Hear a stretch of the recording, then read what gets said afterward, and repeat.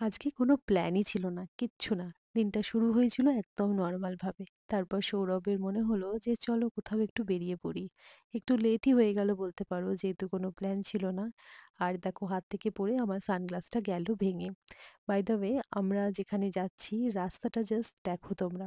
এটা বলতেই হবে আজকের জার্নিটা ছিল কিন্তু ভীষণ সুন্দর। আমরা চলে এসেছি এখন পাওনা লেক। আমি থাকি পুনেতে আর পুনে থেকে ড্রাইভ করে ১-১.৫ ঘন্টার ডিসটেন্সে কিন্তু এরকম সুন্দর, সুন্দর জায়গায় চলে আসা যায়।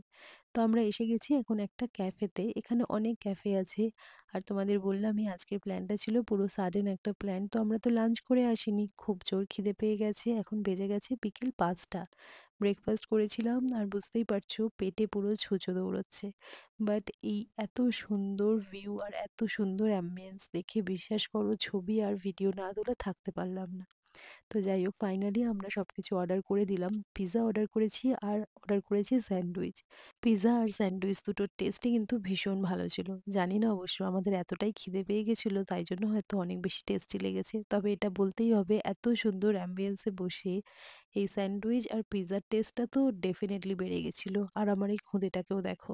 ও কিন্তু কোনো কিছু ছাড়েনি আমাদের থেকে সবই টেস্ট করেছে। খাওয়া-দাওয়ার পাশাপাশি খুব সুন্দর একটা সানসেটও এনজয় করলাম। লাস্টে নিয়ে নিয়েছিলাম কফি। আচ্ছা তোমাদের এরকম সাডেন প্ল্যান কেমন লাগে আমাকে জানিও।